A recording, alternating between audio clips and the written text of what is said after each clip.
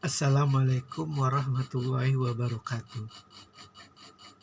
A'udzubillahi minasyaitonirrajim. Bismillahirrahmanirrahim. Kalla la tu'tihu wasjud waqtarib. Sekali-sekali tidak. Janganlah kamu patuh kepadanya dan sujudlah serta dekatkanlah dirimu kepada Allah.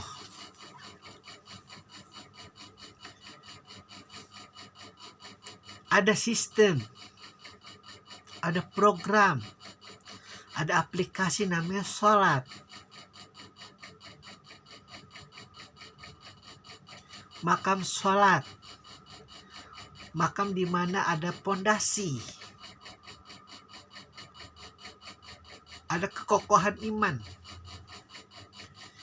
Sekali lagi, Allah tidak membutuhkan sholatnya manusia, tapi manusia yang membutuhkan sholatnya sendiri sebagai pondasi, sebagai hujah, sebagai hablum minallah.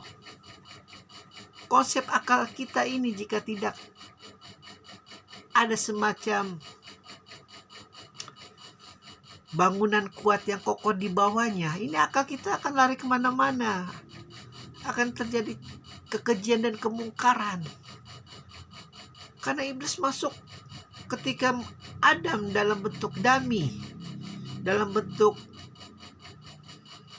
wujud berupa patung di pintu surga pertama sebagai hujah kepada para malaikat, kepada alam semesta bahwa dia akan menciptakan makhluk yang namanya manusia kelak. Iblis melihat ada 9 lubang di dalam diri Adam.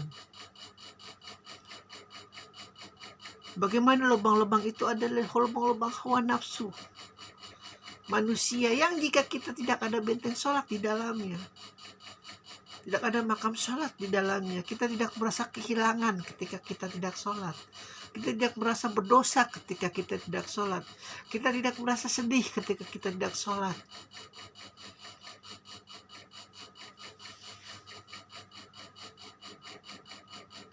Maka kita akan jadi mainan iblis laknatullah. Karena makam sholat itu makam yang paling mudah dalam proses penghisaban.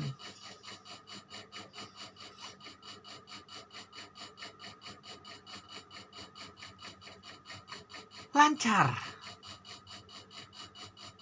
Ini udah disepakati semua para alim ulama bahwa mereka yang memiliki makam sholat, apalagi sholatnya khusyuk. Saya tidak bicara dengan cara sholat Syiah, sholat Sunni, sholat Majap, Maliki, Hambali, tetek bengek segala macam. Yang penting sholat. Niatnya hanya mendekatkan diri kepada Allah. Itu 1400 tahun yang lalu. Akal manusia, ingatan manusia itu pendek. Kita percaya saja kepada alim ulama kita yang sudah berusaha menggali sholat yang paling sholat. Biar nanti Allah yang menentukan.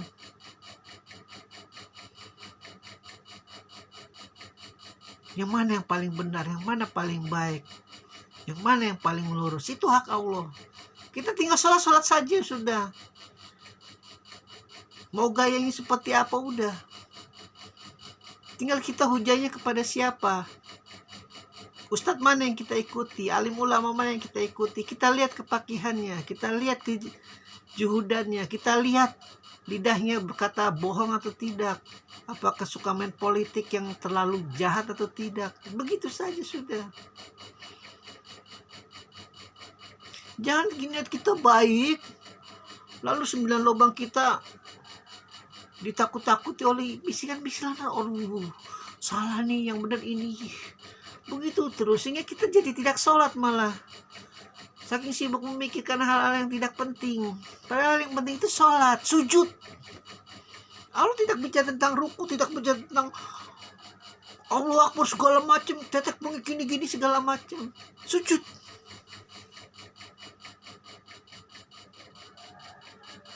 Jangan dengar itu kata Abu Jahal. Udah kau sujud saya, dengarkan dirimu kepada aku. Ini Rasulullah yang disuruh, nabinya ini yang paling suci di antara para nabi yang lain. Nabinya saja disuruh sujud. Lah kita pengikut yang gak mau sujud, gimana ceritanya, bos? Karena sudah punya mobil Alphard, sudah punya rumah di Menteng, di Pondok Indah, sudah punya rumah di California. Padahal ada semacam tanda penduduk itu katanya Islam. Padahal makam sholat itu paling enak. Yang lain tidak memiliki makam sholat, luar biasa. Kita lagi corona nih. Bagaimana sulitnya kita untuk pergi ke kampung halaman, pergi ke luar negeri, pergi berpersiar. Itu saja sudah sulit. Cuman gara-gara virus corona ini kita mau ke surganya Allah. Yang dijanjikan di dalam Al-Quran akan melihat wajah Allah yang paling Allah. Lalu ada semacam katufas, namanya sholat. Sujud saja udah mat, ya. Jangan dengerin Abu Jahal itu. Goblok dia itu, bodoh. Satu ciptaan aku jawabannya saja udah kitab semua itu. Iblis saja udah langsung gemeter lari terbirit-birit mendengar kata jawabannya. Mau bentuknya khayalan semacam sebesar gunung atau 19 tetek bengis segala macam, terserah. Mau menghitung hadis Rasulullah ya, wujud-wujud jawabannya terserah. Yang pasti bentuknya itu tidak ada yang pernah melihat, tidak ada yang pernah merasakan, tidak pernah ada yang menyaksikan. Ya, tidak pernah. Kiamat saja belum. Gimana mau melihat? Mau merasakan? Itu barisan nanti kelak kita di akhirat. Sekali lagi, Al-Quran itu kabar gembira yang paling nyata, pun peringatan juga yang paling dahsyat.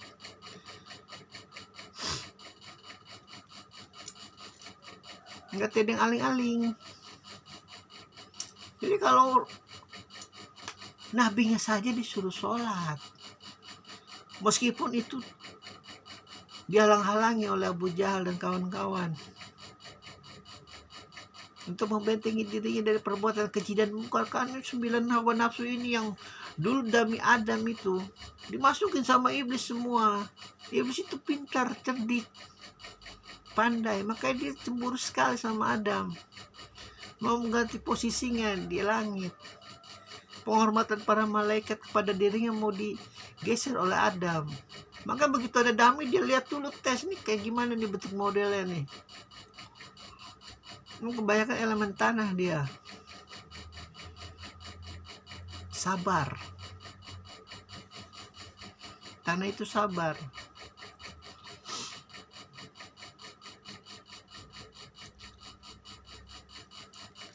Jadi begitu. Surat Al-Alaq. Surat yang sangat dahsyat. Pertama kali diturunkan, para ulama sepakat itu yang pertama kali dari surat 1 sampai 5. Berikutnya itu tentang kisah Rasulullah ketika dihalang-halangi melaksanakan sholat bersama Khadijah dan Fatimah di Ka'bah oleh Abu Jahal, diusir. Atau kalau tidak sepakat juga, pokoknya sholat, titik intinya. Mau sama siapa ke terserah. Mungkin Sunni nanti agak cemburu lagi mendengar hal ini. Sholat pokoknya diusir oleh kaum kafir Quraisy. Allah marah. Kemarin dalam bentuk feminim lagi. Kalau kita mendengar perempuan sedang marah itu, aduh, pusing kepala. Apalagi ini feminimnya modelnya Allah Subhanahu wa Ta'ala yang luar biasa, pencipta alam semesta, pemilik pembalasan, pemilik hati seluruh umat manusia. Dan ayat terakhirnya menegaskan, udah nggak usah dengar Jahal, Kau tetap dekatkan dirimu kepada Allah. Sujud Muhammad.